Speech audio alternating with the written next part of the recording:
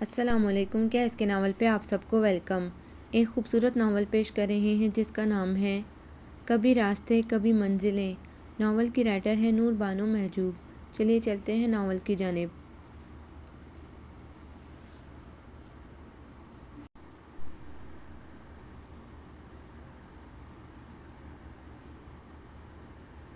مجھے اندازہ نہیں تھا کہ وہ اپنی باتوں سے اس طرح ہپنوٹائز کرے گا کہ میں بالکل بے بس ہو کر اس کی ہر بات پر سر جھکا دوں گی۔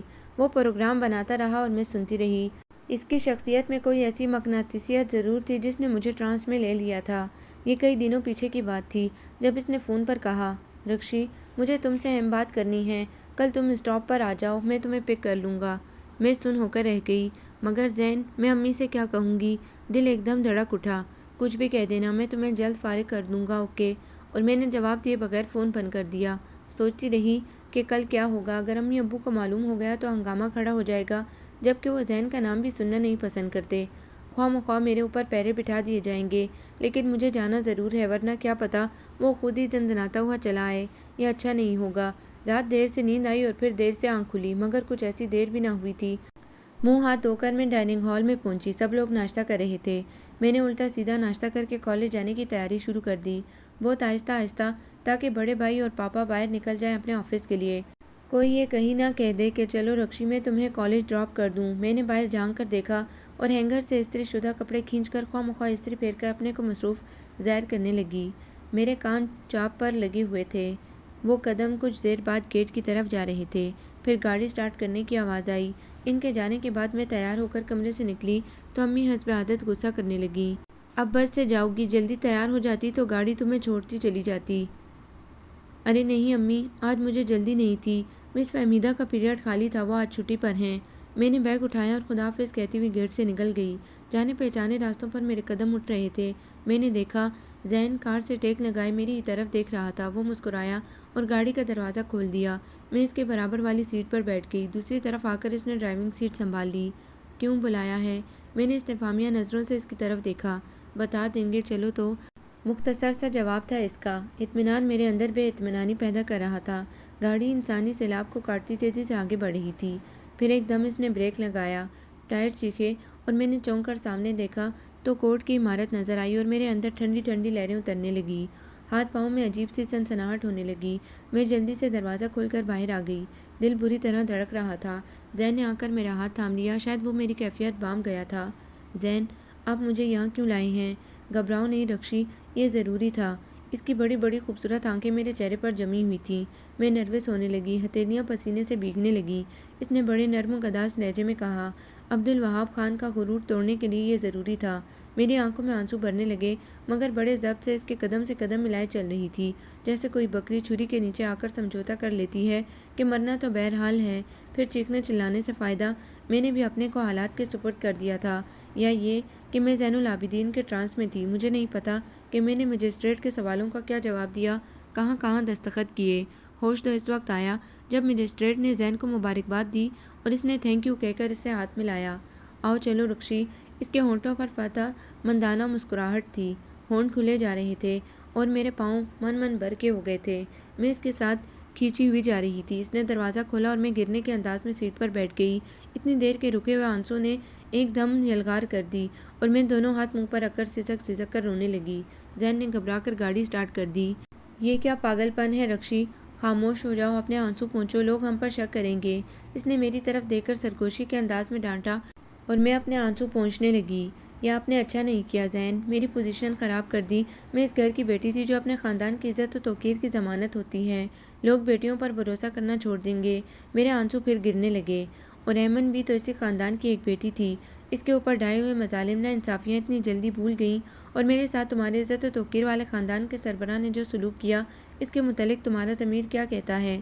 بولو، کیا تم نے مجھے کاٹ کا الو سمجھ لیا تھا، جو نہ بول سکتا ہے، نہ سن سکتا ہے، نہ دیکھ سکتا ہے، نہ کچھ سوچ سکتا ہے؟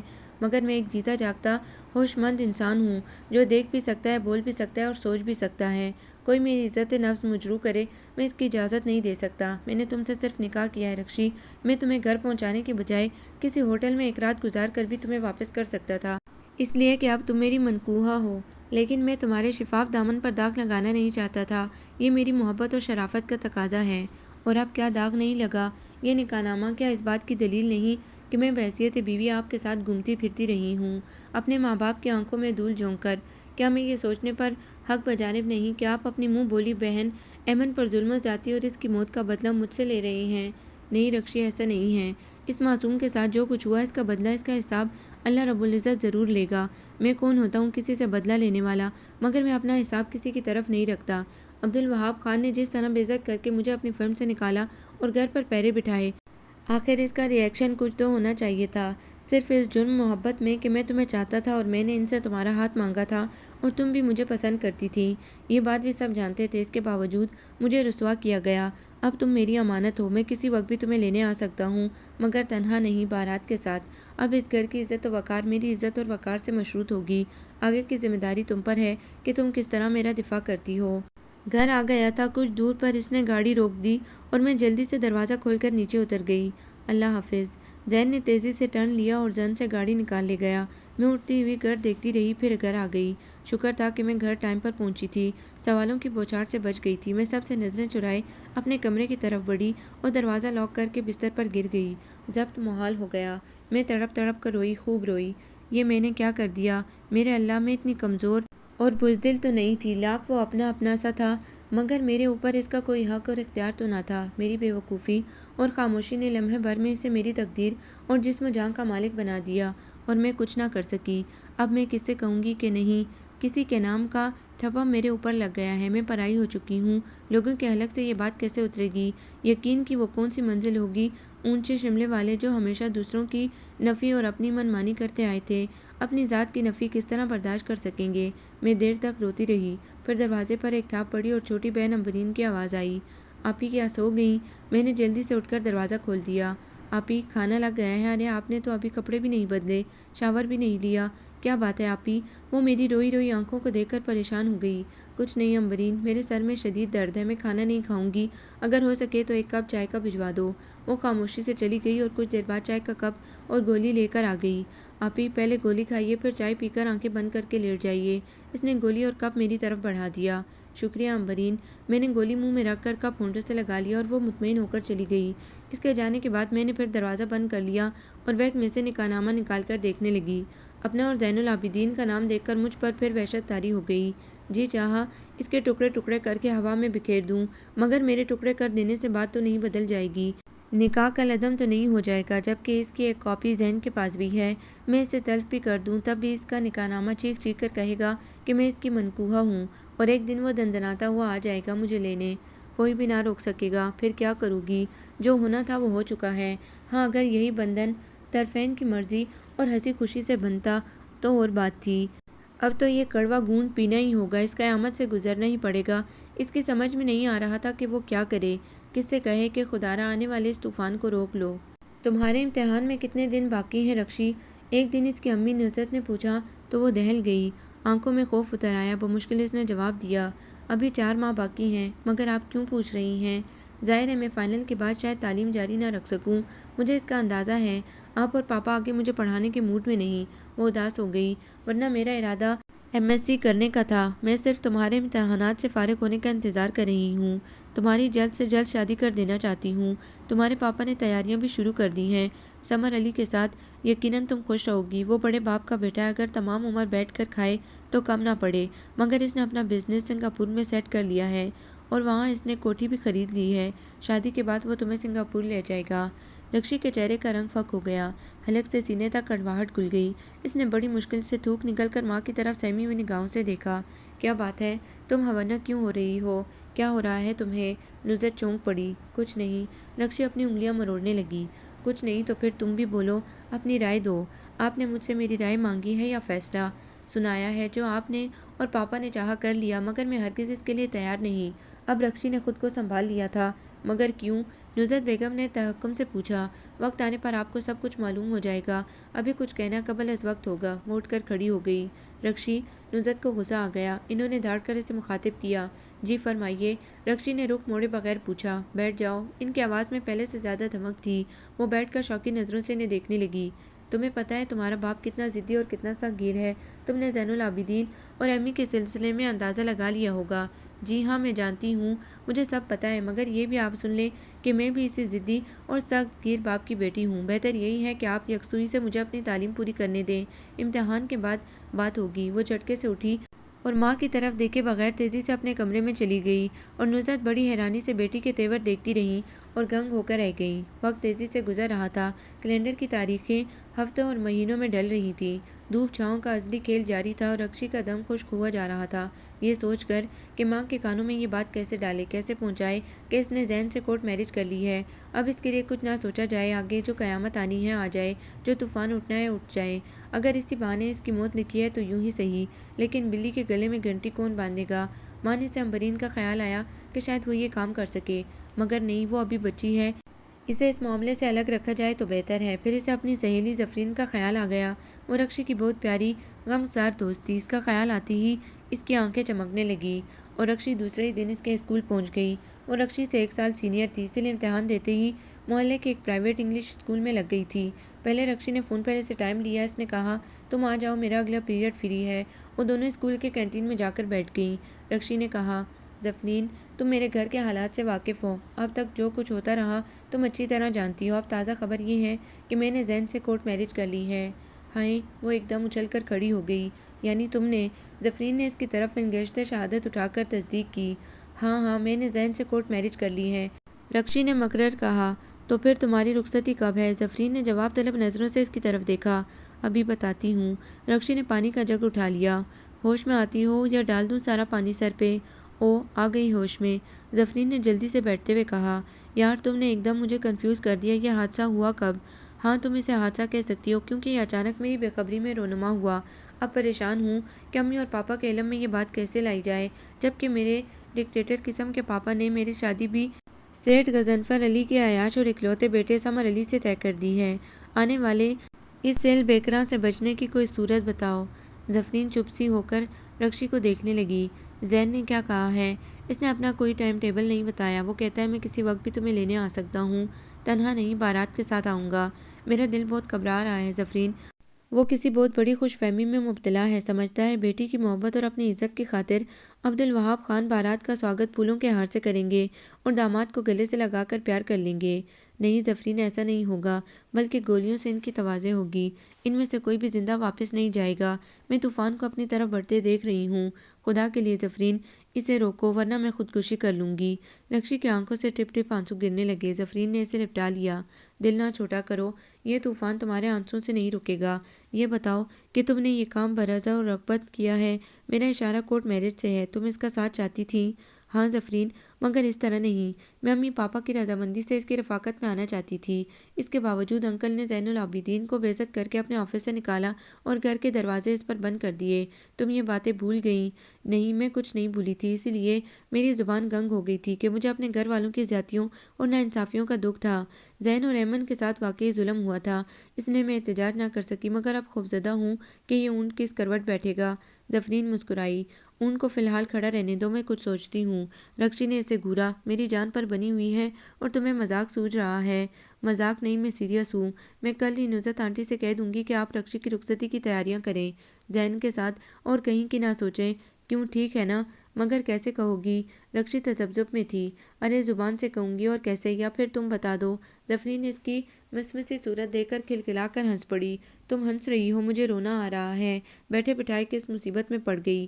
آج کی مصیبت ایک کل کی راحت ہے رکشی، اس لیے کہ تمہارے ماں باپ جو کچھ کر رہے ہیں وہ راستہ سیدھا موت کی طرف جاتا ہے۔ زین نے بروقت قدم اٹھا کر ان کے خواب چکنا چور کر دیے ہیں۔ موت تو اب بھی ہمارے تعاقب میں ہے زفرین، معلوم نہیں کیا ہوگا، اللہ بہتر کرے گا، پریشان نہ ہو۔ مگر زفرین، یہ بات تم میری موجودگی میں نہ کہنا، اور پاپا کو کیسے بتاؤ گی؟ نہ بھئی، تمہارے پاپا کی گولی تھوڑی کھانی ہے سینے پر، تمہاری امی خود ہی بتا دیں گی نے۔ ٹھیک ہے، رکشی کھڑی ہو گئی۔ ارے بیٹھو، چائے آ رہی ہے۔ زفرین نے اس کا ہاتھ پکڑ لیا۔ چائے پھر صحیح، اس وقت کچھ بھی کھانے پینے کا موڈ نہیں ہے، اللہ حافظ۔ عبدالوہاب خان اور عبدالمنان خان دونوں بھائی تھے۔ ان کے والد جبار خان ایک ٹیکسٹائل مل کے مالک تھے، ان کا اپنا آفس تھا، بس یہی 2 بیٹے تھے، بیٹی کوئی نہیں تھی، لیکن انتہائی جاں پرست اور خود غرض انسان تھے۔ چمڑی جائے پر دمڑی نہ جائے کہ مصداق اپنے پیسے اور جائیداد کی یوں حفاظت کرتے تھے جیسے کوئی ماں اپنے بچوں کی حفاظت کرتی ہے، لیکن دونوں بیٹے اتنے ہی شاخرچ نکلے تھے، جبکہ چھوٹا بھائی منان خان پھر بھی باپ سے ڈرتا تھا اور اپنی جائز ضرورتوں کے علاوہ باپ سے کچھ نہ مانگتا، مگر وہاب خان شروع ہی سے سرکش اور اپنی جائز و ناجائز ضرورتوں اور شوق پر بے دریغ پیسہ لٹاتا تھا۔ اور حیرت کی بات یہ تھی کہ جبار خان پھر بھی اپنے بڑے بیٹے وہاب خان سے بہت خوش تھے۔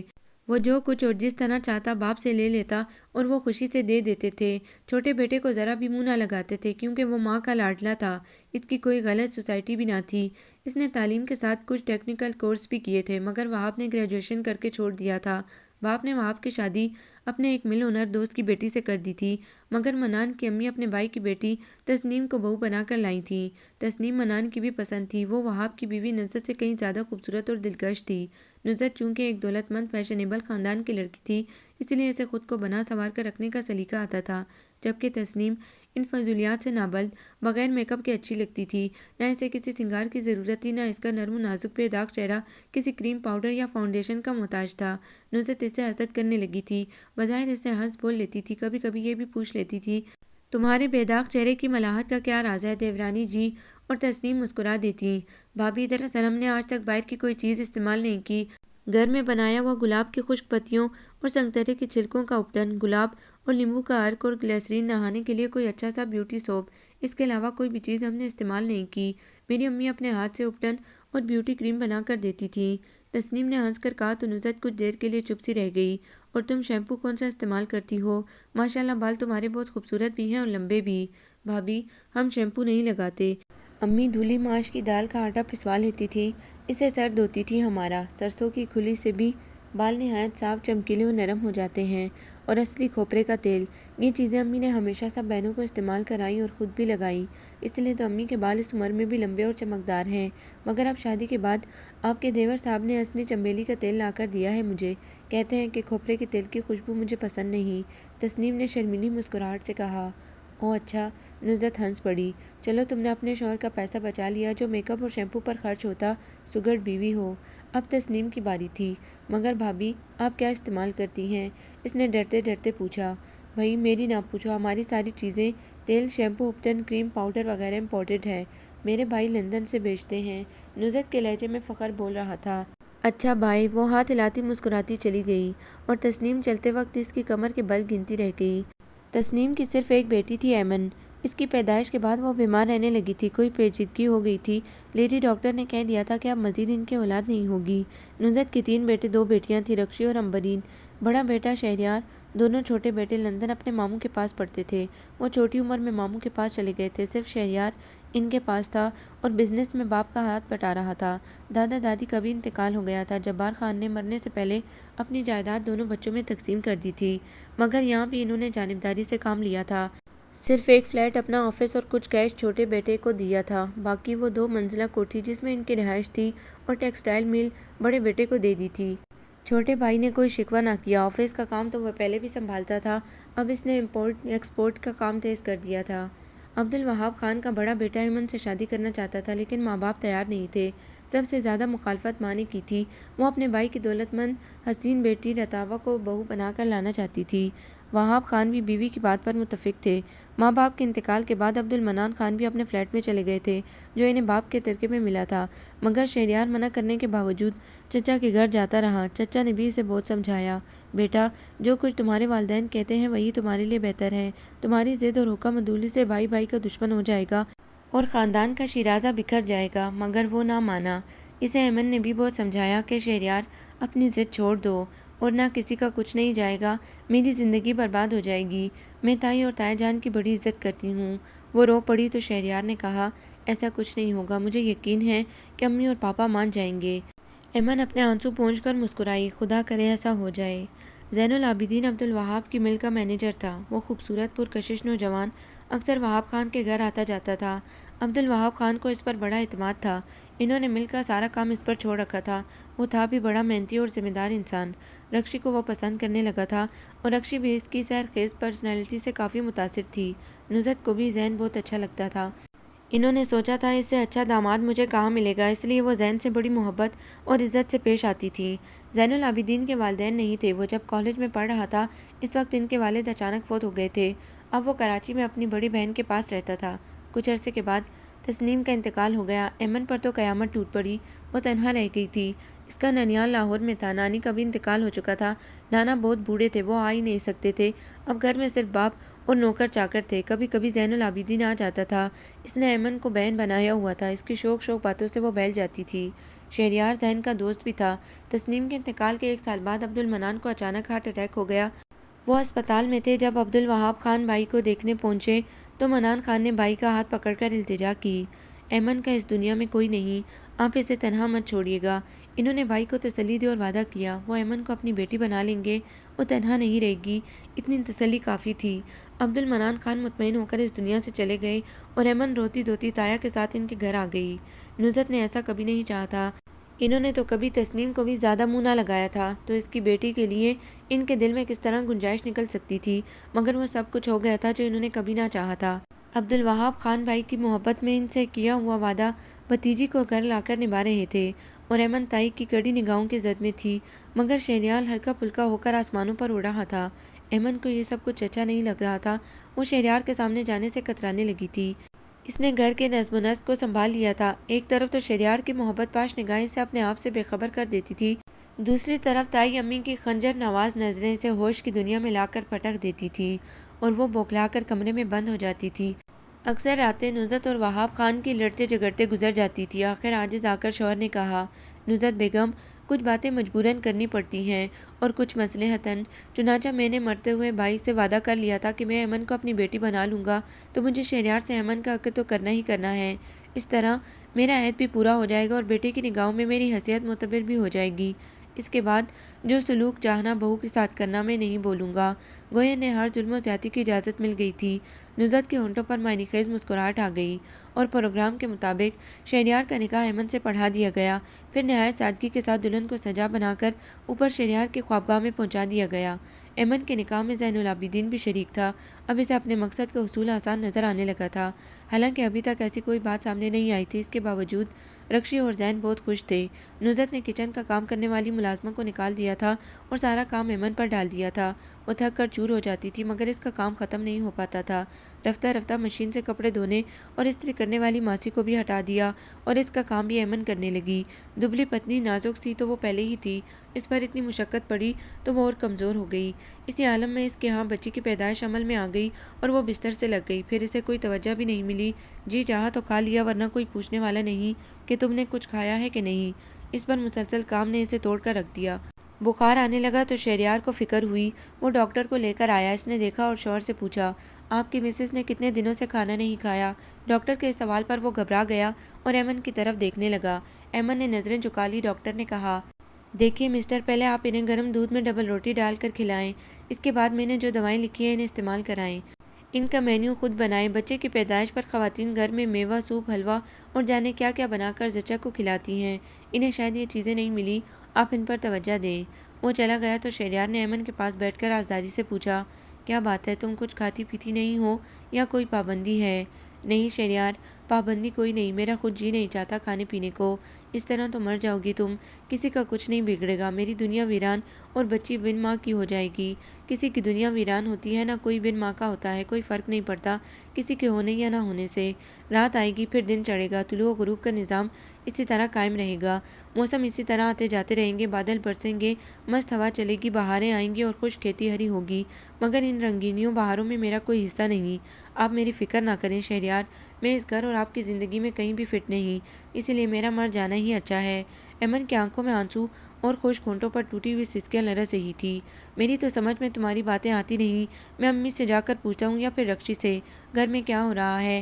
ایمن اسے روکتی رہ گئی مگر وہ اٹھ کر چلا گیا۔ امی کیا بات ہے؟ آپ نے ایمن کو لاوارثوں کی طرح الگ ڈال دیا ہے، کوئی بھی اس کی دیکھا بھالی، کوئی توجہ نہیں، جبکہ گھر میں نوکروں کی فوج ہے، پتہ نہیں اسے کب سے بخار آ رہا ہے، ابھی میں ڈاکٹر کو لے کر آیا، پتہ ہے اس نے کیا کہا مجھ بولا آپ کی مسز نے کتنے دنوں سے کھانا نہیں کھایا ہے۔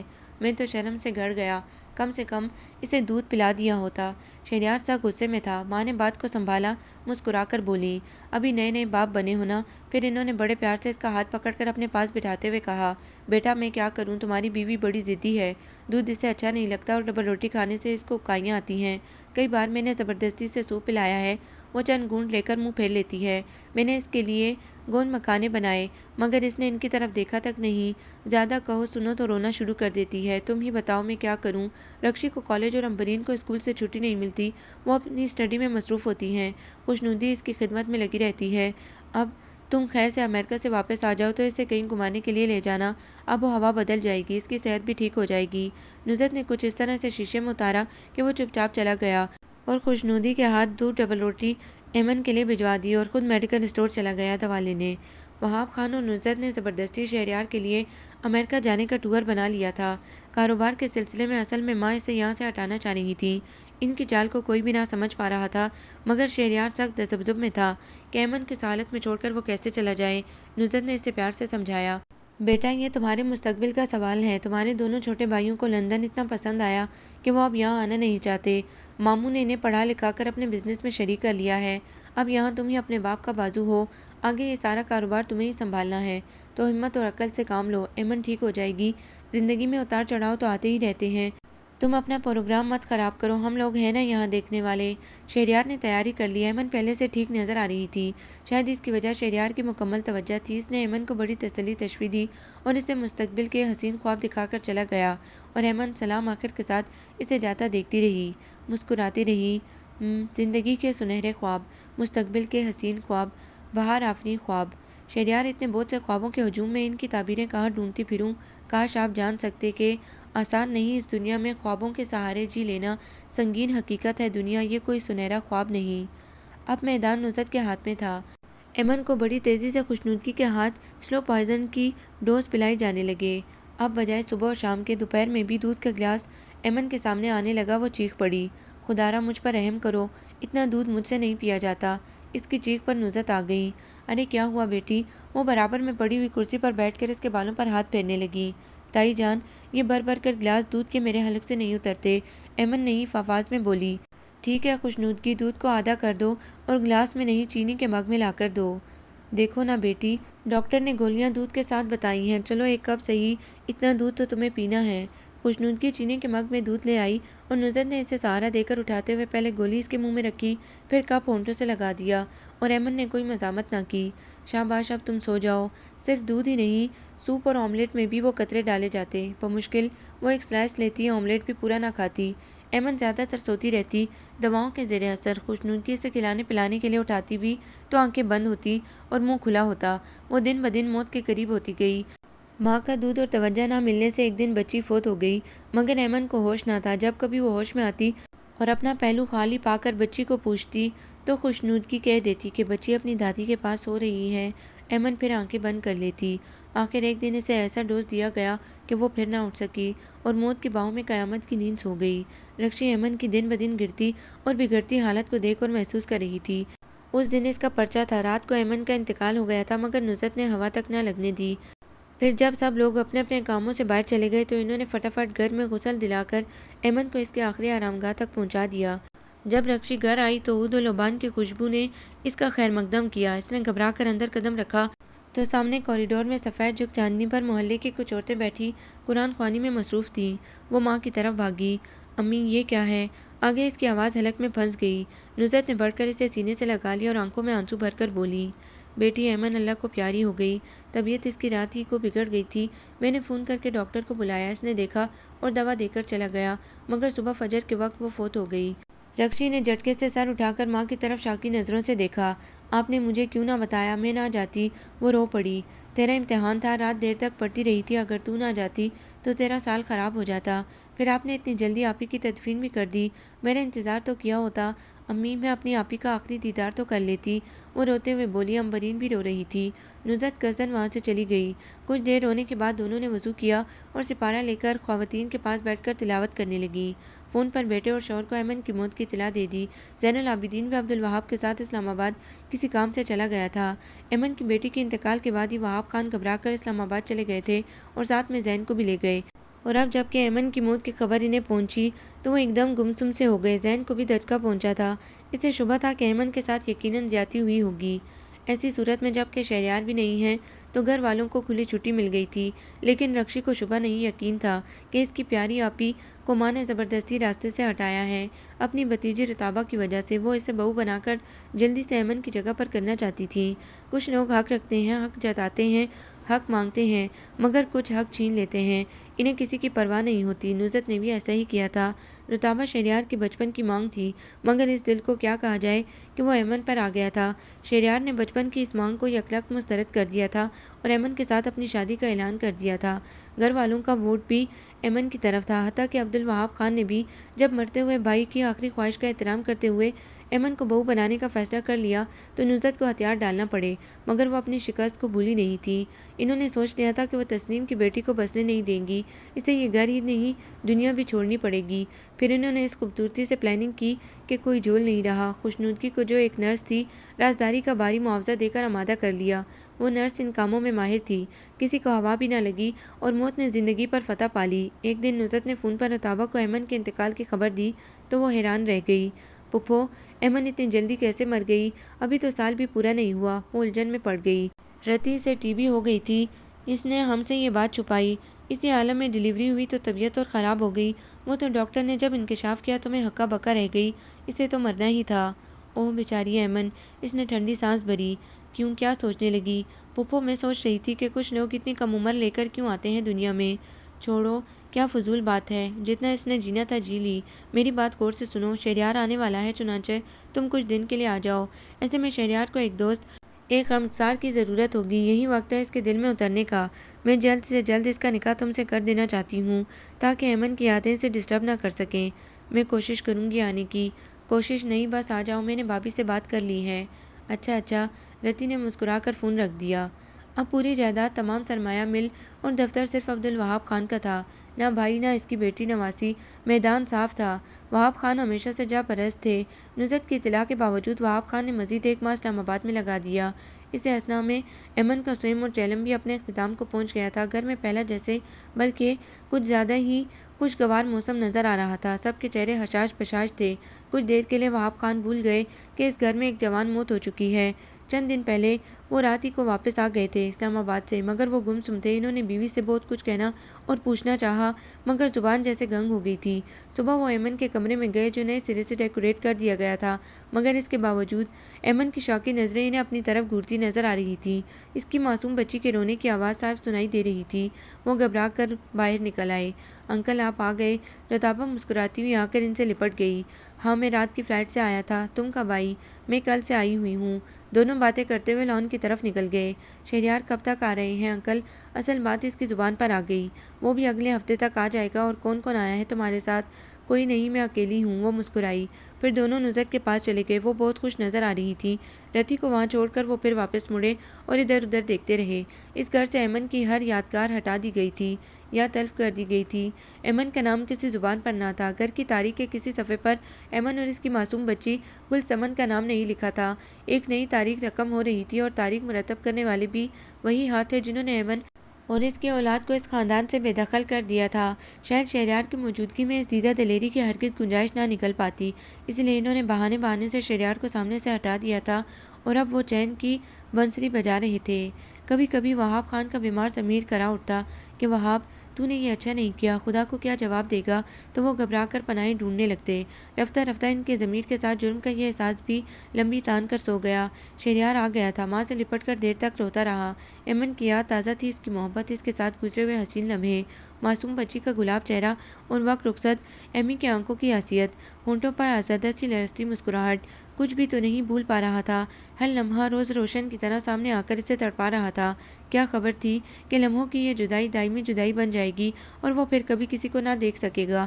نصرت نے اسے پیار کیا، آنسو پہنچے تسلی دی، سمجھایا، بولی، بیٹا ایمن کو ڈاکٹر نے ٹی بی بتائی تھی اور وہ آخری اسٹیج پر تھی۔ بچی کی پیدائش کے بعد پھر وہ بستر سے نہ اٹھ سکی۔ ڈاکٹر حیران تھا کہ یہ اتنے دن کیسے جی لی، اسے تو بہت پہلے مر جانا چاہیے تھا، مگر ایک روح کو دنیا میں آنا تھا، اس لیے موت نے اسے مہلت دے دی تھی۔ شہریار بڑی حیرانی سے ماں کی شکل دیکھ رہا تھا۔ ایمن کو تو کبھی کھانسی بھی نہ آئی تھی امی، شادی کے بعد تک وہ اچھی خاصی صحت مند تھی، کبھی بیمار پڑی نہ اسے بخار آیا، پھر ڈاکٹر نے ایسی انہونی بات کیسے کہہ دی؟ ہاں بیٹا، تمہارے جانے کے بعد تو اسے سخت کھانسی اور بخار نے گھیر لیا تھا۔ بخار تو تمہارے سامنے بھی تھا، اسے میں سمجھی کہ موسم بدل رہا ہے، ٹھیک ہو جائے گی۔ ڈاکٹر کو دکھایا، اس نے تو میرے سر پہ بم مار دیا۔ پھر اٹھی اور ڈاکٹری رپورٹ لا کر شہریار کے ہاتھ میں دے دی۔ کسی بے ضمیر ڈاکٹر سے انہوں نے بھاری معاوضے پر یہ جعلی رپورٹ تیار کرائی تھی تاکہ بیٹے کو دکھا کر اسے مطمئن کر سکیں۔ اس نے پوری رپورٹ پڑھی اور سر پکڑ کر بیٹھ گیا۔ کئی دن تک وہ چپ چپ رہا، پھر باپ کے ساتھ قبرستان گیا جہاں ایمن کی قبر کے پہلو میں ایک ننھی قبر اس کی شیرخوار بچی گل سمن کی بھی تھی۔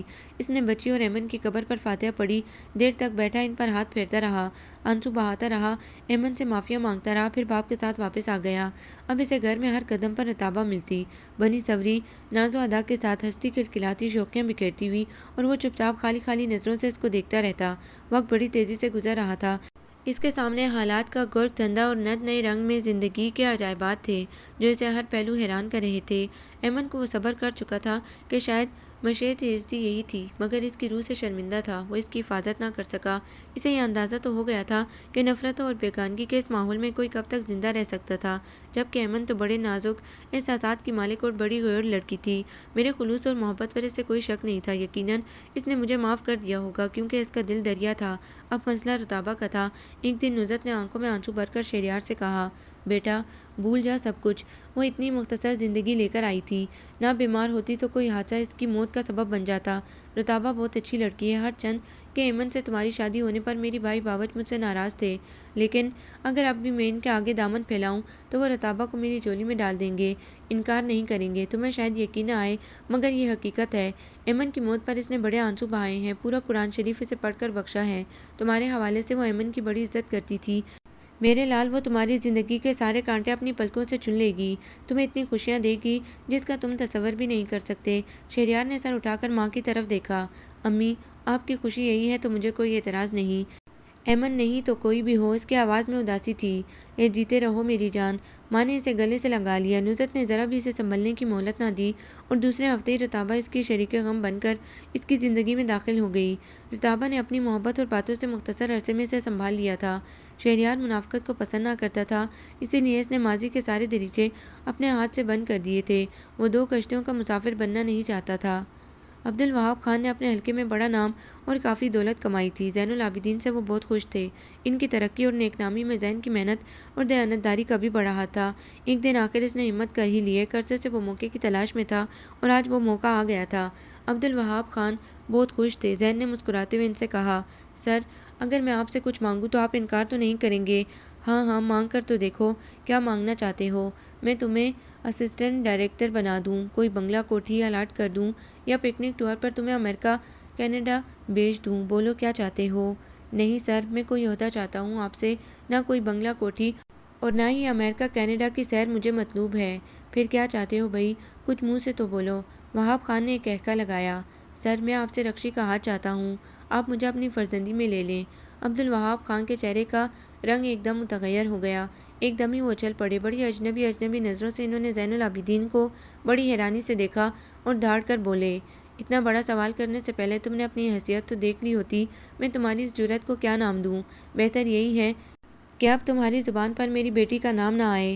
سیٹھ صاحب، بیٹیاں تجوریوں میں رکھنے کی چیز نہیں ہوتی اور نہ کسی سائل کو سوال کرنے کی پابندی ہے۔ میرا اور آپ کا ساتھ 5 سالوں پر محیط ہے، میں نے دن رات محنت کی ہے، آپ کا ہر حکم بجا لایا ہوں، کبھی شکایت کو موقع نہیں دیا۔ گھر کے ایک فرد کی حیثیت سے آپ کی فیملی نے مجھے عزت دی ہے، میں نے کبھی آپ کا اعتماد مجروح کرنے کی کوشش نہیں کی، اور میرا باپ بھی کوئی معمولی آدمی نہیں تھا، ایک بینکر تھا، بہت ہی معزز اور ہر دل عزیز ہستی۔ بدقسمتی سے وہ بینک دیوالیہ ہو گیا، اس غم میں انہیں ہارٹ اٹیک ہوا اور وہ فوت ہو گئے اور ہمارے خاندان پر مصیبت آ گئی، مگر میں نے حوصلہ نہیں ہارا، رات و دن تعلیم حاصل کرنے کے لیے ایک کر دیے، آخر میں نے MSc اور MBA کر کے یہ اعلیٰ مقام حاصل کیا۔ کیا کمی ہے مجھ میں جو آپ نے اتنی حقارت سے میرا سوال رد کر دیا؟ یہ میرا حق تھا، جس آنگن میں بیری ہوتی ہے وہاں پتھر آنے سے کوئی نہیں روک سکتا۔ آپ ایک بار پھر ٹھنڈے دل سے سوچیے گا کہ میرا مطالبہ صحیح تھا یا غلط۔ وہ چلا گیا اور عبدالوہاب خان غصے میں پیچ و تاب کھانے لگے۔ انہیں اس کی جسارت پر حیرت تھی۔ یہ 2 کوڑی کے لوگ اپنے سڑے بدبودار ماضی کو باغ و بہار بنا کر خوشبوؤں اور رنگوں میں لپیٹ کر پیش کرنے میں ذرا بھی نہیں جھجکتے۔ تب ہی لمحے بھر پہلے ذہن کی کہی ہوئی باتوں کی بازگشت ان کے اطراف گونجنے لگی۔ میرا باپ کوئی معمولی آدمی نہیں تھا، وہ ایک بینکر تھا، بہت ہی معزز اور ہر دل عزیز ہستی۔ اور وہاب خان دفتن ہوش میں آ گئے، مگر ابھی ان کا تنتنا باقی تھا۔ سب یوں ہی کہتے ہیں کہ پدرم سلطان بدھ یا میرا باپ نواب ابن نواب تھا، اس کی ڈیوڑی میں ہاتھی جھولتا تھا۔ دوسرے دن سب سے پہلے زین العابدین کے آفس میں انٹری بند کی گئی اور اسے فرم سے نکال دیا گیا۔ اس نے بڑے ہاتھ پاؤں مارے۔ اکاؤنٹنٹ، کلرک، مینیجر، ہر شخص اپنی جگہ دم بخود تھا، حیران اور پریشان تھا کہ بغیر کسی نوٹس، بغیر کسی خطا کے زین العابدین کو اچانک کیوں ہٹا دیا گیا، مگر کسی کی ہمت نہ تھی جو کوئی کچھ پوچھتا یا کہتا۔ زین کا بس نہیں تھا کہ وہاب خان کو شوٹ کر دیتا۔ آفس میں بنبناہٹ شروع ہو گئی، آنکھوں سے صاف ناگواری جھانک رہی تھی سب کے۔ زین کا تو اندر باہر طوطی بولتا تھا، وہ سب کا دوست، سب کا ساتھی تھا۔ یہ کیا ہو گیا؟ سب کی ہمدردیاں اس کے ساتھ تھیں۔ اصل قصہ بھی سب کو معلوم ہو گیا تھا۔ ایسی باتیں کہاں چھپتی ہیں؟ مگر معاملہ روزی کا تھا، اسی لیے سب نے خاموشی اختیار کر لی۔ گھر میں نصرت کو جب معلوم ہوا تو وہ سخت برہم ہوئی۔ یہ آپ نے کیا کیا؟ خواہ مخواہ سے اپنا دشمن بنا لیا، جبکہ یہ بات آپ بھی جانتے تھے کہ رکشی بھی زین کو پسند کرتی ہے۔ لڑکا بھی اچھا تھا اور اس کا خاندانی بیک گراؤنڈ بھی برا نہیں تھا۔ وہ محنتی، ذہین اور دیانتدار تھا۔ پھر کیا وجہ تھی کہ آپ نے اتنا سخت قدم اٹھا لیا؟ اگر اس نے رکشی کا ہاتھ آپ سے مانگا تھا تو یہ دنیا سے کوئی انوکھی بات تو نہ تھی۔ وہ بہت غصے میں تھی۔ بلا شبہ یہ کوئی انوکھی بات نہ تھی، وہاب خان نے کہا، لیکن جب ہمارے پاس اس سے 1000 گنا بہتر پروپوزل موجود تھا تو پھر میں کیوں اس گھٹیا شخص کی حوصلہ افزائی کرتا؟ پھر وہ کسی وقت بھی میرے لیے خطرہ بن سکتا تھا، اسی لیے میں نے اسے اپنے آفس سے ہی نکال دیا۔ وہ بڑے فخر سے مسکرائے۔ اب مجھ سے پوچھو وہ کون سا پروپوزل ہے؟ نصرت کا موڈ خراب تھا، انہوں نے ٹیڑھی نظر سے شوہر کو دیکھا۔ اب پہیلیاں کیوں بجھوا رہے ہیں، بتاتے کیوں نہیں؟ وہ سیٹھ غضنفر علی کے اکلوتے ہونہار بیٹے سمر علی کا پروپوزل ہے، بزنس کی دنیا کا شہنشاہ۔ اس کا بیٹا سونے چاندی اور ڈائمنڈ سے کھیل رہا ہے۔ میرے سارے قرضے معاف ہو جائیں گے، ایک کے بجائے 2-3 میلیں لگا لوں گا۔ اب بتاؤ میں نے یہ ٹھیک کیا یا غلط؟ میری نگاہیں ہمیشہ آگے کی طرف دیکھتی ہیں۔ ان کا لہجہ فخر و انبساط سے چور چور تھا۔ نصرت تذبذب کے ساتھ بولی، بات تو آپ کی بھی ٹھیک ہی ہے، مگر آپ کی بیٹی کب راضی ہوگی؟ ایسی صورت میں جب کہ زین آپ کے زیر عتاب آ گیا ہے، وہ یہی سمجھے گی کہ زین کے ساتھ آپ نے ناانصافی کی ہے۔ تم ماں ہو، اسے بہتر طور پر سمجھا سکتی ہو۔ وہ فیصلہ کن انداز میں کہہ کر اٹھ کھڑے ہوئے اور مسکراتے ہوئے چلے گئے، اور نصرت سوچ میں پڑ گئی۔ ان کی سمجھ میں نہیں آ رہا تھا کہ وہ کس طرح اس سے یہ بات کریں۔ رکشی کو کچھ معلوم ہوا؟ کچھ نہیں۔ کتنے ہی دن گزر گئے، زین گھر نہیں آیا تھا، نہ کسی نے اس کی غیر حاضری کو محسوس کیا، نہ ہی کسی کی زبان پر اس کا تذکرہ آیا۔ کچھ دال میں کالا ضرور ہے، کسی نے اسے مبہم سا بتایا تھا کہ زین العابدین کو نوکری سے الگ کر دیا گیا ہے، مگر کیوں؟ رکشی سخت الجھن میں تھی۔ یہ سوال اس کے اندر ادھم مچا رہا تھا۔ وہ زین سے ملنا چاہتی تھی۔ ادھر زین بھی کچھ اسی طرح سوچ اور کشمکش میں مبتلا تھا۔ سارے راستے بند ہو گئے تھے، ابھی چوٹ پڑی تھی، زخم تازہ تھا اور لوہا بھی گرم تھا۔ یہی وقت تھا کچھ کر گزرنے کا۔ زین نے فوری پلان بنا لیا۔ رکشی فون کی طرف لپکی، یہ سوچ کر کہ میں خود زین سے معلوم کرتی ہوں، مگر یہ کیا؟ فون تو کٹا ہوا تھا، تار ادھر ادھر پڑے ہوئے تھے۔ اس کا دل دھک سے رہ گیا۔ پھر وہ لاؤنج میں گئی، وہاں بھی یہی صورتحال تھی۔ یقیناً کوئی سیریس بات ہے۔ اس کا دل بیٹھنے لگا۔ اس نے نصرت سے پوچھا، امی فون کو کیا ہوا؟ اس بیچارے کو ڈپریشن ہو گیا ہے آپی۔ بجائے ماں کے امبرین نے ہنستے ہنستے جواب دیا، زیادہ نہ بولا کرو، جو منہ میں آتا ہے بکتی چلی جاتی ہے۔ ماں نے اسے ڈانٹا اور رکشی سے بولی، بیٹا فون تو کئی دن سے خراب ہے، تمہارے پاپا نئے سیٹ لائے ہیں، آج کل میں ٹھیک ہو جائے گا۔ وہ چلی گئی تو امبرین نے سرگوشی کی، آپی اس گھر میں کچھ پراسرار باتیں ہونے لگی ہیں۔ کوئی اسرار نہیں ہے، میں سمجھتی ہوں۔ اچھا دیکھو، میں ذرا نرما کے گھر جا رہی ہوں، اگر امی پوچھیں تو کہہ دینا نرما سے نوٹس لینے تھے، ابھی آتی ہوں۔ اور وہ چپاک سے باہر نکل گئی۔ اس نے نرما کے گھر جا کر زین کی آپی کو فون ملایا۔ زین وہیں تھا۔ اس نے فون اٹھایا اور رکشی کی آواز سن کر بھڑک اٹھا، رکشی تم نے بھی مجھے کوئی فون نہیں کیا؟ کم سے کم مجھے پرسہ تو دے دیتی۔ وہ مسکرایا، کاہے کا پرسہ، ہوش میں تو ہیں آپ؟ وہ چیخ پڑی، وہ میرا مطلب نوکری سے تھا، پریشان کیوں ہوتی ہو؟ پریشان تو آپ نے کر دیا ہے مجھے، نہ فون کیا نہ گھر آئے۔ آپ آفس کیوں نہیں آ رہے؟ یہ کیسی افواہیں اڑ رہی ہیں؟ آپ کے اور پاپا کے درمیان کیا معاملہ ہو گیا ہے؟ سچ رکشی، میں نے کتنی ہی بار فون کیا مگر کسی نے بھی نہیں اٹھایا۔ شاید تمہارا فون خراب ہو گیا ہے۔ میں تم سے بہت سی باتیں کرنا چاہتا تھا۔ یہ افواہیں ہوا کی شرارت نہیں بلکہ حقیقت ہے کہ ہمارے اور پاپا کے درمیان تم آ گئی ہو۔ وہ ہنس پڑا، کیا مطلب؟ رکشی گڑبڑا گئی، تم آ جاؤ، مطلب بھی سمجھ میں آ جائے گا۔ اسٹاپ پر میں تمہارا انتظار کروں گا۔ فون بند ہو گیا۔ وہ تیزی سے گھر میں داخل ہوئی اور تیار ہو کر اس نے پرس ہاتھ میں لے کر امبرین سے کہا، میں کچھ دیر کے لیے زفرین کے پاس جا رہی ہوں، امی پوچھیں تو بتا دینا۔ وہ جواب سنے بغیر گیٹ سے نکل گئی۔ بس اسٹاپ پر سناٹا تھا۔ اس نے ادھر ادھر نظر دوڑائی تو کچھ دور زین گاڑی سے ٹیک لگائے کھڑا اسی طرف دیکھ رہا تھا۔ وہ تیزی سے چلتی ہوئی قریب پہنچی تو زین نے مسکرا کر دروازہ کھول دیا۔ وہ اندر بیٹھ گئی تو زین نے دوسری طرف سے آ کر ڈرائیونگ سیٹ سنبھالی اور گاڑی کی رفتار تیز کر دی۔ زین، ہم کہاں جا رہے ہیں؟ رکشی نے سامنے ونڈ اسکرین کی طرف دیکھتے ہوئے پوچھا۔ جہاں زمین و آسمان ملتے ہیں، اس کا مختصر جواب تھا۔ رکشی نے چونک کر گردن موڑی۔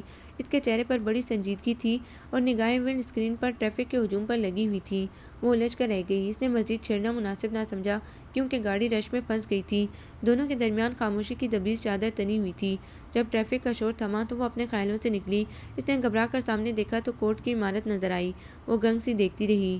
آؤ چلے، یہی وہ جگہ ہے رکشی جہاں زمین و آسمان ملتے ہیں۔ زین کے ہاتھ میں اس کا ہاتھ تھا اور وہ مکان کے انداز میں اس کے ساتھ قدم اٹھا رہی تھی۔ زین نے صحیح کہا تھا کہ اس جگہ آ کر دوئی کا احساس مٹ جاتا ہے۔ اب وہ خلا میں نہیں تھی، اسے ایک محور مل گیا تھا۔ اسے بہت کچھ یاد آ رہا تھا۔ اس کے سامنے سے پردے ہٹ گئے تھے۔ اپنی ماں اور باپ کا کردار نیون سائن کی طرح جل بجھ رہا تھا اور ان کے عقب سے زین اور ایمن کا چہرہ جھانک رہا۔ ننھی گل سمن کی کلکاریاں گونج رہی تھیں۔ ایمن اور ننھی گل سمن اس دنیا میں نہیں تھی لیکن زین العابدین زندہ تھا۔ اس نے شیر کے منہ میں ہاتھ ڈال دیا اور زخمی شیر دھاڑتے ہوئے خود ہی اپنے زخم چاٹ رہا تھا۔ سب کے چہروں سے ماسک اتر گیا تھا اور رکشی کو وہ زمانہ یاد آ رہا تھا جب عبدالوہاب خان زین العابدین کو پہلی بار گھر لے کر آئے تھے۔ اس وقت رکشی اسکول میں 9ویں کلاس کی طالبہ تھی۔ نازی، یہ زین ہے زین العابدین، بڑا ذہین اور باصلاحیت نوجوان ہے۔ ابھی اس نے بزنس مینجمنٹ کا امتحان پاس کیا ہے۔ اس کا تقرر میری فرم میں پرچیز آفیسر کے لیول پر ہوا ہے۔ ماشاءاللہ، نصرت اس کے قریب آ گئی۔ بیٹا، آپ کے والد کیا کرتے ہیں؟ میرے والد فوت ہو چکے ہیں۔ والدہ کا انتقال میری پیدائش پر ہو گیا تھا۔ میری ایک بڑی بہن ہے، میں ان کے پاس رہتا ہوں۔ میرے والد بینکر تھے مگر وہ بینک دیوالیہ ہو گیا تھا۔ اس صدمے سے والد بھی جاں بحق ہو گئے۔ پھر آپ ہی مجھے اپنے ساتھ لے آئیں۔ بیٹا، پھر تو تمہارے والد بڑے آدمی ہوں گے۔ نصرت مسکرائی۔ جی، آپ کا خیال درست ہے، مگر والد کے بعد قرض داروں نے ان کی تمام جائیداد، زمین، کیش اور زیورات کا بٹوارہ کر لیا۔ ہمارے حصے میں کچھ نہ آیا۔ آپ ہی مجھے لاہور سے کراچی لے آئیں۔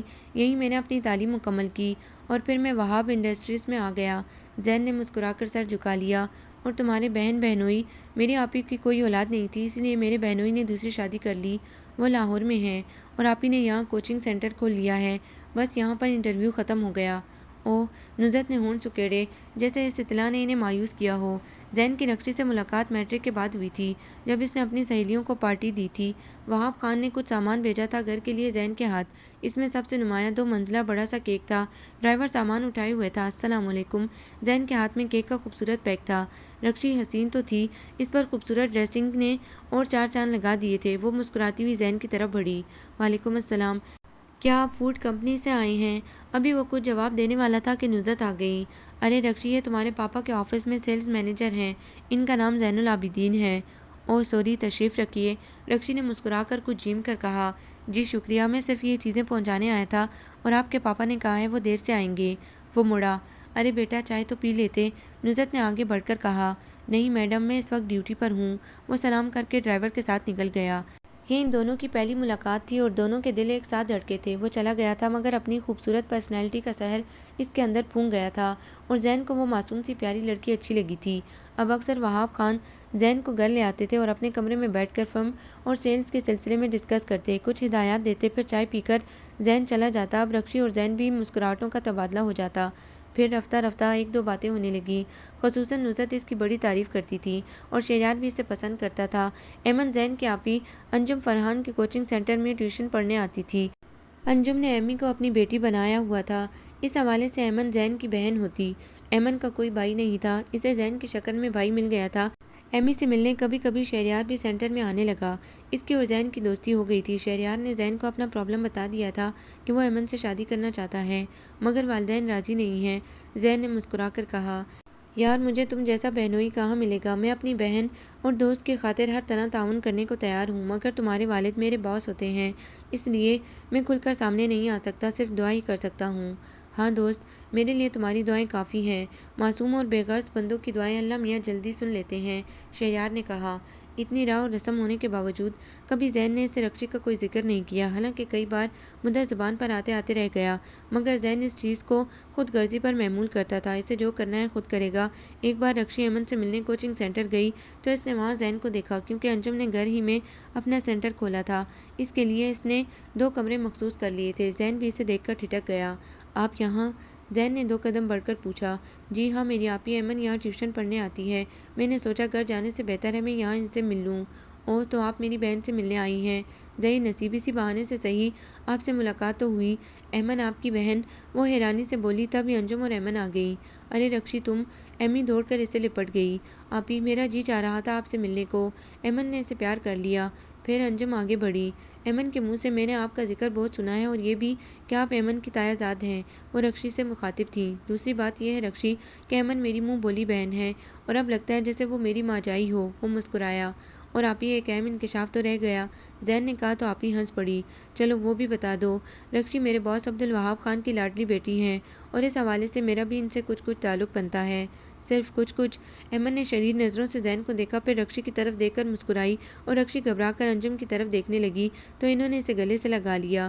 رکشی کی پیشانی پر پسینے کے ننھے ننھے قطرے ابھر آئے، اور زین جلدی سے باہر چلا گیا۔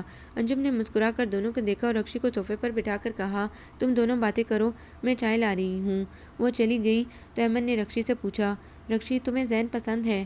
پتہ نہیں، وہ شرما گئی۔ مگر مجھے پتہ ہے، رکشی میرا بھائی بہت اچھا ہے، اس کا بڑا ہوا ہاتھ تھام لینا، جھٹکنا نہیں۔ اس نے سر جھکا لیا، کوئی جواب نہیں دیا۔ رکشی، انجم آپی بھی بہت مخلص اور محبت کرنے والی خاتون ہے۔ ہاں، اس کا اندازہ مجھے ہو گیا ہے، مگر میرے گھر والے کبھی نہیں مانیں گے آپی۔ تم ٹھیک کہتی ہو، مگر زین بھائی میدان چھوڑنے والے لوگوں میں سے نہیں ہیں، وہ تمہارے لیے سنجیدہ ہیں، کچھ نہ کچھ ضرور کریں گے۔ پھر انجم آئی اور تینوں نے اکٹھے بیٹھ کر چائے پی، اور انہوں نے آنے کا وعدہ لے کر گلے لگا کر رخصت کیا۔ اس طرح رکشی کو معلوم ہو گیا تھا کہ زین ایمن کا بھائی ہے۔ اس کی وہ غلط فہمیاں جو انجم فرحان کے بتانے پر کہ میں نے ایمن کو اپنی بیٹی بنا لیا ہے، اس کے دل میں پیدا ہو گئی تھی، ختم ہو گئیں۔ عبدالمنان خان کا انتقال ہو گیا تھا، اور وہاب خان نے مرتے ہوئے بھائی کی آخری خواہش پوری کرنے کا وعدہ کر لیا تھا۔ اس طرح مجبوراً یا مصلحتاً انہیں شہریار کی شادی ایمن سے کرنی پڑی۔ بقول شخص خدا کو منہ بات میں دکھانا پڑے گا، پہلے تو اس کے بندے کو دکھانا ہے۔ اگر وعدے کے مطابق شہریار سے ایمن کی شادی نہ کی گئی تو وہ بیٹے اور خاندان والوں کو کیا منہ دکھائیں گے؟ مگر اس کے بعد وہاب خان نے اپنے ہونٹوں پر چپ کی مہر لگا لی اور اسلام آباد چلے گئے کہ بعد میں کچھ بھی ہوتا رہے، ہم اس کے ذمہ دار نہیں، اور جو کچھ بھی ہوتا رہا اس عمل میں کسی نہ کسی حوالے سے وہاب خان سے ضرور مواخذہ کیا جائے گا، وہ بری ذمہ نہیں ہو سکتے۔ بہرحال شہریار آج کا ایک صلح جو مرد تھا، اس نے ایمن کی موت پر سابقہ عاشقوں کی طرح گربان پھاڑ کر جنگلوں صحراؤں میں نکلنے کے بجائے بڑی خاموشی کے ساتھ صحرا باندھنے میں ہی عافیت سمجھی، اور رتابہ اس کی ہمسفر بن گئی۔ یہ کوئی انوکھی اور تعجب خیز بات نہیں تھی، لیکن رکشی کو بڑا دھچکا پہنچا تھا۔ اس کے سینے میں کتنے ہی تیر پیوست ہو گئے تھے۔ بڑی پلاننگ سے ایمن کو راستے سے ہٹا دیا گیا تھا، اور اس معصوم کی زندگی سے کھیلنے والے خود اس کے ماں باپ تھے۔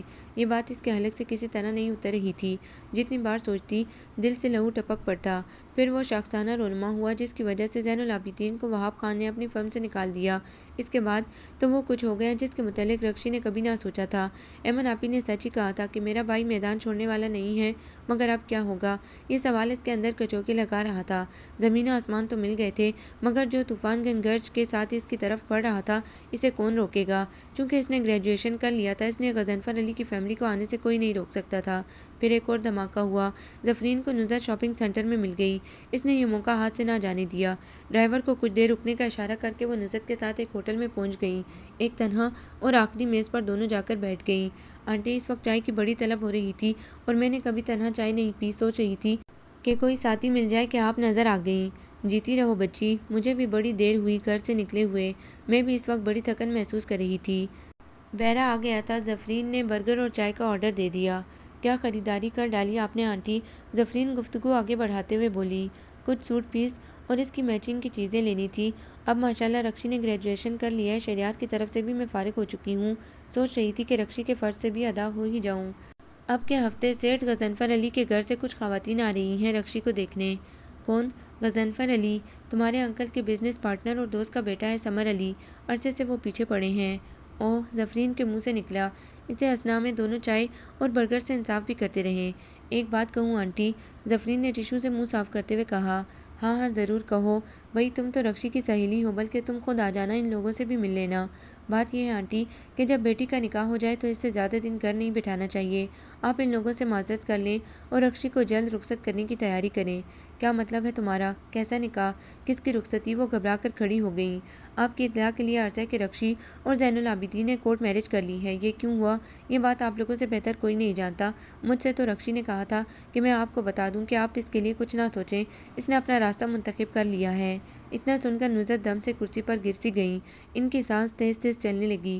ظفرین نے گلاس میں پانی نکال کر ان کی طرف بڑھایا۔ آنٹی پلیز اپنے کو سنبھالیے، لوگ آپ کی طرف دیکھ رہے ہیں۔ نصرت نے پانی کا گلاس منہ سے لگا کر جلدی سے خالی کر دیا اور کھڑی ہو گئیں۔ دوپٹہ درست کیا اور بیگ کندھے پر ڈال کر بڑی تیزی سے ہوٹل سے نکلیں۔ پیچھے پیچھے ظفرین آ رہی تھی۔ ڈرائیور ان کا منتظر تھا۔ جلدی سے دروازہ کھول دیا اور وہ اندر بیٹھ گئیں۔ اللہ حافظ، مگر انہوں نے اس کی طرف دیکھا تک نہیں۔ آندھی اور طوفان کی طرح وہ گھر میں داخل ہوئیں۔ اس وقت رکشی اور امبرین کے علاوہ گھر میں کوئی نہیں تھا۔ رکشی ادھر آؤ، وہ کمرے میں جا کر چیخی۔ ان کا انداز بڑا جارحانہ تھا۔ دونوں گھبرا گئیں۔ جی امی۔ رکشی بھاگ کر اندر پہنچی۔ اس کے پیچھے امبرین تھی مگر وہ دروازے ہی پر ٹھٹک گئی۔ نصرت نے پھولی ہوئی سانسوں کے درمیان غصے میں کہا، مارکیٹ میں مجھے ظفرین ملی تھی، چائے کے بہانے ہوٹل میں لے گئی، اس نے مجھے جو کچھ بتایا کیا وہ سچ ہے؟ تم نے زین سے کورٹ میرج کر لی اور کسی کو خبر نہیں؟ جی امی یہ سچ ہے، رکشی نے اعتراف کر لیا۔ تم نے ایسا کیوں کیا بولو؟ اور اس کے ساتھ ہی انہوں نے اسے تھپڑوں اور لاتوں پر رکھ لیا۔ امبرین چیختی ہوئی بہن کو بچانے دوڑی۔ امی پلیز پلیز نہ مارے، آپی کو نہ مارے۔ وہ رونے لگی تو ماں نے اسے دھکا دیا۔ ہٹ جاؤ یہاں سے، چلی جاؤ۔ پھر ان کا ہاتھ حرکت میں آ گیا۔ تمانچے مار مار کر انہوں نے رکشی کا چہرہ سجا دیا اور امبرین بہن سے لپٹی رہی۔ اس کے بھی 2-4 دھموکے جڑ دیے۔ ان پر جنون سوار ہو گیا تھا۔ تب رکشی نے امبرین کو آہستہ سے الگ کیا۔ نصرت بھی شاید تھک کر بیٹھ گئی تھی۔ ان کی سانسیں پھول رہی تھیں اور وہ خونخوار نظروں سے دونوں کو دیکھ رہی تھی۔ رکشی اٹھی، اس نے اپنے بال پیچھے کیے، ہتھیلی سے آنسو پونچھے اور اپنی لہو لہو آنکھوں، سرخ چہرے کے ساتھ سسکیوں کے درمیان بولی، گھر میں جو کچھ آپ کرتی رہی ہیں، دفتر میں جو کچھ پاپا نے کیا، آپ سمجھتی ہیں کیا ہم بے خبر تھے؟ آپ نے جس طرح سلو پوائزن کے قطرے پلا پلا کر اور نشے کے انجیکشن لگوا لگوا کر میری معصوم آپی اور جان سے زیادہ عزیز بھابھی اور اس کی نوزائیدہ بچی کو قتل کیا اور اپنے جرم کو چھپانے کے لیے کسی بے ضمیر ڈاکٹر سے ٹی بی کی جھوٹی رپورٹ لکھوا لی اور ہم لوگوں کے عدم موجودگی میں اسے سپرد خاک کر دیا، کیا یہ تمام باتیں ہم جانتے نہ تھے؟ پھر سیٹھ غضنفر علی کی دولت اور پھیلے ہوئے بزنس سے مرعوب ہو کر پاپا نے جس طرح زین کو نوکری سے نکالا، کیا یہ کیس کوئی معمولی تھا؟ کیا آپ کی بیٹی کا ہاتھ مانگنے والا اسی سزا کا مستحق تھا جو سزا پاپا نے زین العابدین کو دی تھی، یہ جانتے ہوئے کہ میں بھی زین کو پسند کرتی تھی، یہ جانتے ہوئے کہ زین میں وہ تمام خوبیاں بدرجہ اتم موجود تھیں جو فی زمانہ شادی کے لیے ایک اچھے نوجوان میں ہونی چاہیے؟ امی، میں منڈی میں بکنے والی کوئی گائے بکری نہیں تھی جس کی زیادہ سے زیادہ بولی لگا کر آپ اور پاپا نے اپنے مفاد کی خاطر مجھے سمر علی کے ہاتھ بیچ دینا چاہا تھا۔ میں آج کی پڑھی لکھی باشعور لڑکی ہوں۔ یہ سارے واقعات جانتے اور دیکھتے ہوئے میں اس جہنم میں نہیں رہ سکتی تھی۔ میں نے وہی کیا جو مجھے کرنا چاہیے تھا۔ اب آپ کا جو جی چاہے کریں، مار ڈالیں گی تو مار دیجیے، ایک خون اور سہی۔ روتے روتے رکشی نے ڈال ہو گئی تھی۔ امبرین نے اپنے آنچل سے اس کے آنسو پونچھے، پانی لا کر پلایا۔ بس کیجیے آپی۔ نصرت کمرے سے چلی گئی اور پھر تو وہ گن گرج کر طوفان ایک کے بعد ایک آتے رہے۔ وہاب خان ننگی تلوار کی مانند اس کے سر پہ سوار رہے۔ امبرین باپ کے آگے ہاتھ جوڑتی رہی، روتی رہی، خدا کے لیے پاپا، آپی کو اب نہ ماریے گا، وہ مر جائیں گی۔ ایسی اولاد کا مر جانا ہی بہتر ہے جو ماں باپ کے چہرے پر کالک مل دے۔ میں زین العابدین کو شوٹ کر دوں گا۔ اس ذلیل انسان کی ہمت کیسے ہوئی؟ غصے میں ان کے منہ سے کف نکل رہا تھا۔ پاپا، زین کو شوٹ کرنے سے پہلے آپ مجھے گولی ماریں گے کیونکہ اب وہ میرا شوہر ہے اور یہ ہمت اس کی نہیں تھی، میں خود ایسا چاہتی تھی۔ میں اس مقتل گاہ میں زیادہ دن سانس نہیں لے سکتی تھی جہاں جیتے جاگتے انسانوں کو اپنے مفاد کی خاطر قتل کر دیا جاتا ہے۔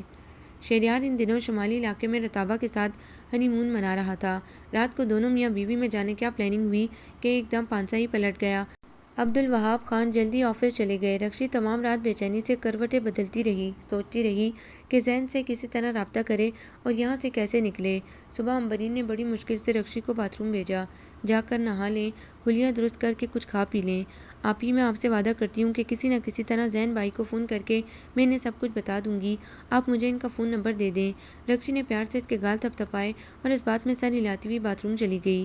دیر تک وہ شاور لیتی رہی، پھر کپڑے بدل کر باہر آ گئی، آئینے کے سامنے کھڑی ہو گئی۔ اس کے رخساروں پر ابھی تک تمانچوں کے نشان باقی تھے، مسلسل رونے سے آنکھیں سوجی ہوئی تھیں۔ اس نے بالوں میں برش پھیرا اور چوٹی میں 2-3 بل ڈال کر چھوڑ دیے۔ اتنے میں امبرین چائے اور جیم لگے سلائس بوائل انڈا لے کر آ گئی۔ میرے لیے صرف چائے بنا دو۔ رکشی کی آنکھوں میں آنسو آ گئے یہ سوچ کر کہ لڑکیاں کتنی کمزور اور بے اختیار ہوتی ہیں۔ کبھی کبھی حالات کے ستم گری سے وہ اپنے ہی گھر اور چاہنے والوں کے درمیان اتنی غیر محفوظ ہو جاتی ہیں کہ اپنے آپ کو آنے والی گرم ہواؤں سے بھی نہیں بچا پاتی۔ کیا سوچ رہی ہیں آپی؟ آپ نے کل سے کچھ نہیں کھایا، یہ لیں خالی پیٹ میں چائے سینہ جلاتی ہے۔ امبرین نے جیم لگا تو اسے اس کی طرف بڑھایا۔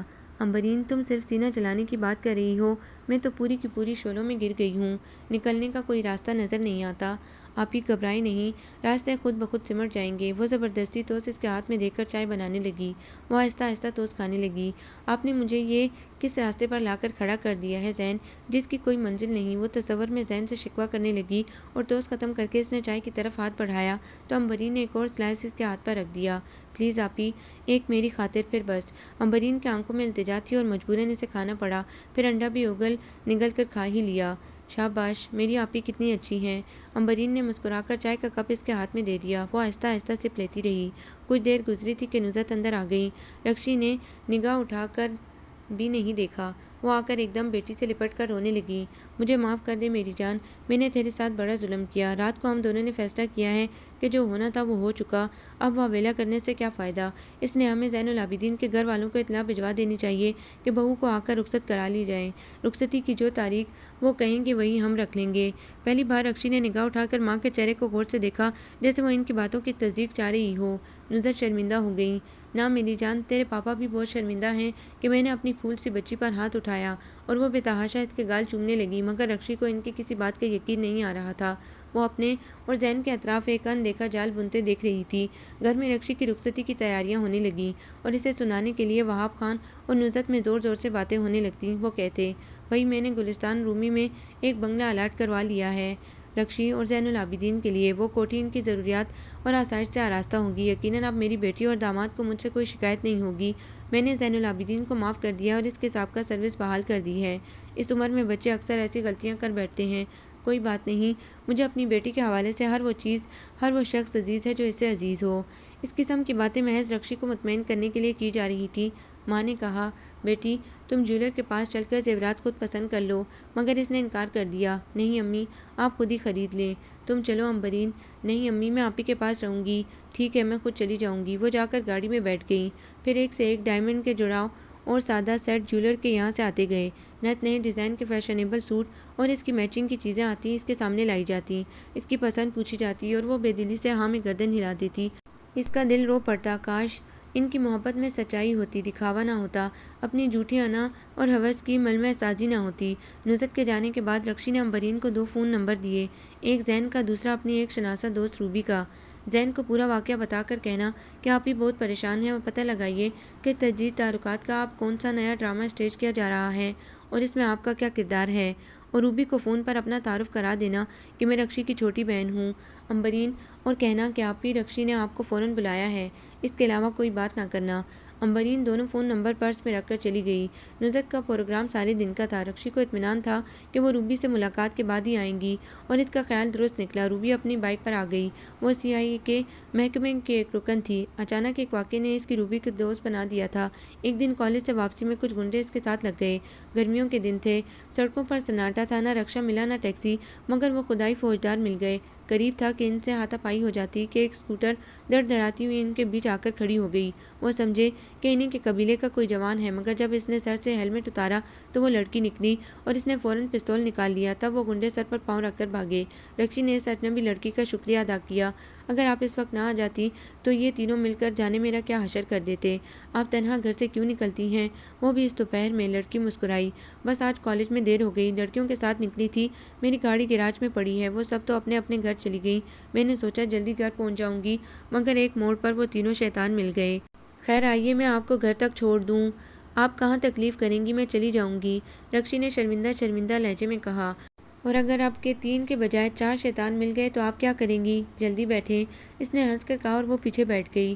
کچھ دور چلنے کے بعد رکشی بولی، بس یہی اتار دیں، وہ سامنے میرا گیٹ ہے، آپ کا شکریہ، مگر میں اپنی محسنہ کا نام تو پوچھنا بھول گئی۔ میرا نام روبی ہے اور میں CIA کے محکمے سے منسلک ہوں۔ یہ میرا کارڈ ہے، جس وقت بھی میری مدد کی ضرورت پڑے مجھے فون کر دیں، میں بوتل کے جن کی طرح حاضر ہو جاؤں گی۔ وہ ہنس پڑی۔ یا پھر وقت ملے تو آپ میرے آفس بھی آ سکتی ہیں، مجھے بہت خوشی ہوگی۔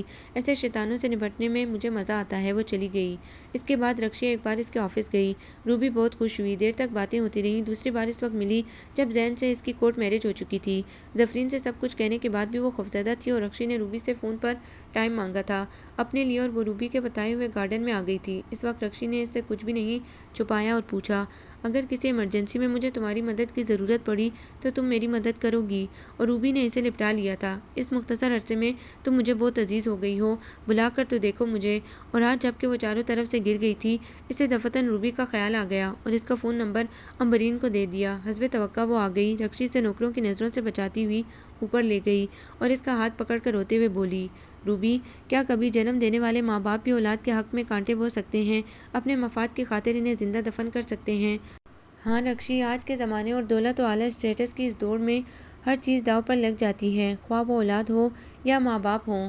اس محکمے میں آنے سے پہلے میں جرم و سزا کو محض ایک انتقامی کارروائی سمجھتی تھی، کمزوروں اور شہزوروں کے درمیان، مگر اب میرا دل یہ سوچ کر دکھ سے بھر جاتا ہے کہ رب کعبہ کی اتنی بڑی دنیا ناانصافیوں اور جرم و گناہ کا گڑھ بن گئی ہے۔ سچے اور مخلص لوگ بھی ان کی ریشہ دوائیوں سے محفوظ نہیں۔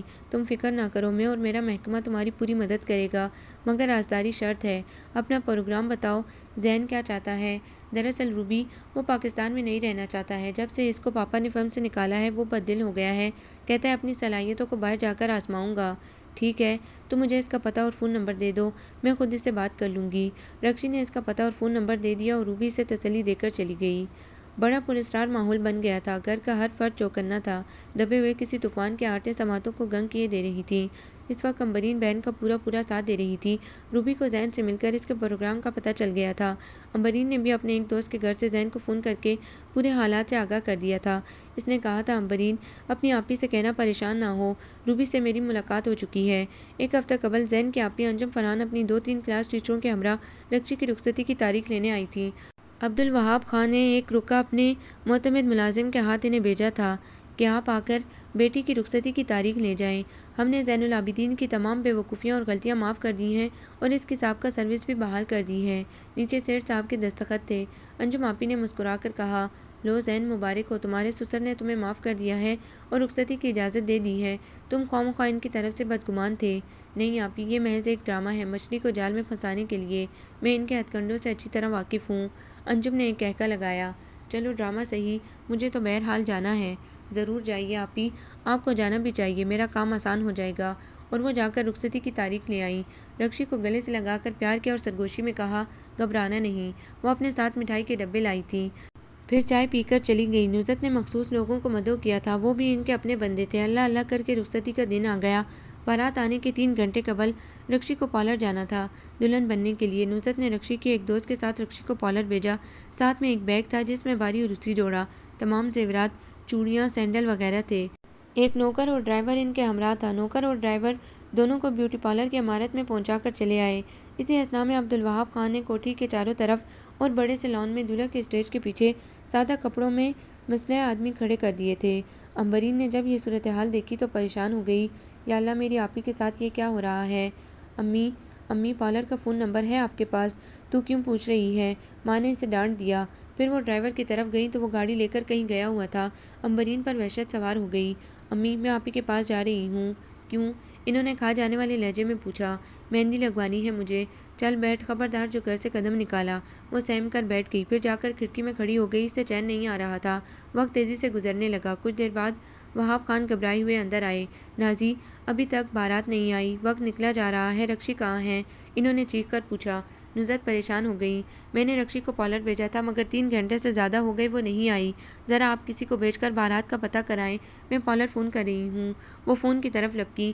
امبرین کے چہرے پر ہوائیاں اڑ رہی تھیں اور وہاب خان کے مسلح بندوں نے اپنی رائفلیں سیدھی کر لی تھیں۔ کسی نے اٹھا کر پوچھا، محترمہ آپ نے کہاں فون کیا ہے؟ یہ مہروز بیوٹی پارلر ہے۔ جی نہیں محترمہ، یہ تو فائقہ ٹیریس کی بلڈنگ ہے، یہاں نیچے اوپر کوئی بیوٹی پارلر نہیں ہے، آپ کو غلط نمبر دیا گیا ہے۔ ٹھہریے، فون نہ بند کیجیے گا محترم، آپ جانتے ہیں کہ مہروز بیوٹی پارلر کہاں ہے؟ جی نہیں۔ فون کھٹ سے رکھ دیا گیا۔ نصرت فون رکھ کر دوڑتی ہوئی گیٹ پر گئی اور ڈرائیور کو آواز دینے لگی۔ وہ بھاگا آیا۔ تم رکشی بیوی کو لے کر کہاں گئے تھے اور تمہارے ساتھ کون کون تھا؟ انہوں نے گھبرا کر پوچھا۔ آپ نے جو پتہ دیا تھا وہیں پر ہم نے انہیں پہنچا دیا تھا۔ چھوٹی بیوی کی کوئی سہیلی ساتھ میں تھی اور منگو تھا۔ بلاؤ منگو کو، وہ آ گیا۔ کیوں، تم بیوی کو کہاں چھوڑ کر آئے تھے؟ جہاں کا پتہ آپ نے دیا تھا بیگم صاحبہ، وہ پتہ کہاں ہے، مجھے دکھاؤ۔ وہ تو بیوی نے اپنے پرس میں رکھ لیا تھا۔ نصرت کا چہرہ دھواں دھواں ہو رہا تھا۔ انہوں نے اندر جا کر پرس لیا اور گاڑی میں بیٹھ کر ڈرائیور سے کہا، وہیں لے چلو جہاں تم نے بیوی کو اتارا تھا۔ ساتھ میں انہوں نے منگو کو بھی بٹھا لیا۔ کچھ دیر بعد گاڑی رک گئی۔ سامنے فائقہ ٹیریس کی بلڈنگ نظر آ رہی تھی۔ وہ جلدی سے اتر گئی۔ انہوں نے نیچے بنی ہوئی دکانوں اور بلڈنگ پر لگے ہوئے بورڈوں کو پڑھنا شروع کیا۔ کہیں بھی کوئی بورڈ کسی بھی بیوٹی پارلر کا نہیں تھا۔ پھر وہ ناکام و نامراد واپس آئیں۔ گھر آ کر انہوں نے دیکھا کہ وہاب خان سخت پریشانی میں لیفٹ رائٹ کر رہے ہیں۔ خیریت تو ہے؟ نصرت نے قریب آ کر پوچھا۔ اس گھر کے نصیب میں اب خیریت کہاں؟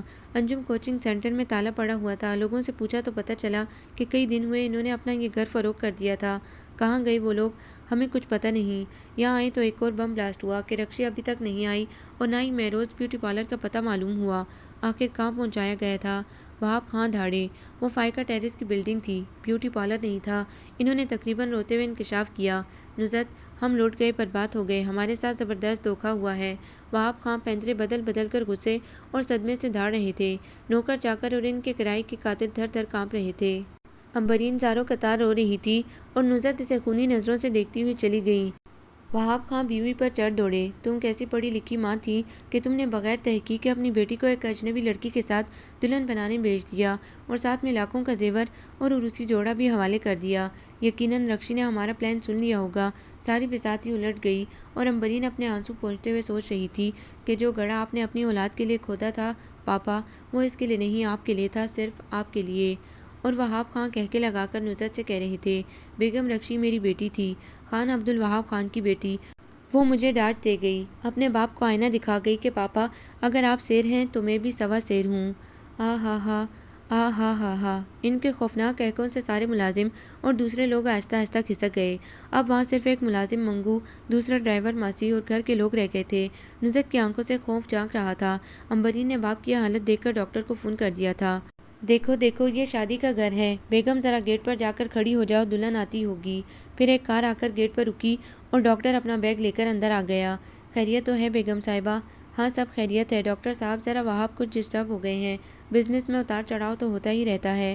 ڈاکٹر نے ان کا چیک اپ شروع کیا تو وہاب خان ایک دم سنجیدہ سے ہو کر ڈاکٹر کو دیکھنے لگے۔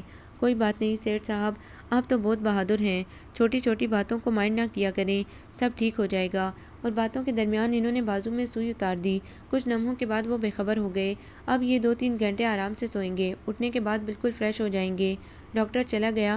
اس وقت تم نے بروقت ڈاکٹر کو فون کر کے بہت اچھا کیا امبرین، ورنہ پتہ نہیں وہ اپنے پاگل پن میں کیا کچھ کر گزرتے۔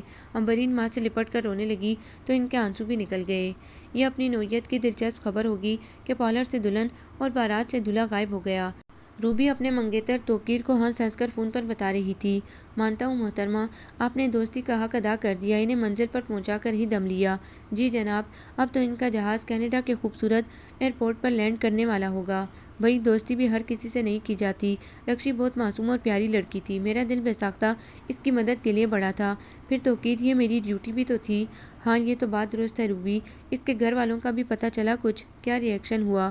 ری ایکشن تو ہوا ہے، سنا ہے وہاب خان اپ سیٹ ہو گئے ہیں، اور یہ بھی سننے میں آیا ہے کہ اس اجنبی لڑکی کی تلاش جاری ہے جو رکشی کے ساتھ پارلر گئی تھی۔ اب وہ زندگی بھر انہیں نہیں ملے گی۔ دونوں کے کہکے فون پر گونجنے لگے۔ آپ کو یہ ناول کیسا لگا؟ کمنٹس میں اپنی رائے ضرور دیں۔ ہمارے چینل کو لائک کریں، سبسکرائب کریں، شیئر کریں۔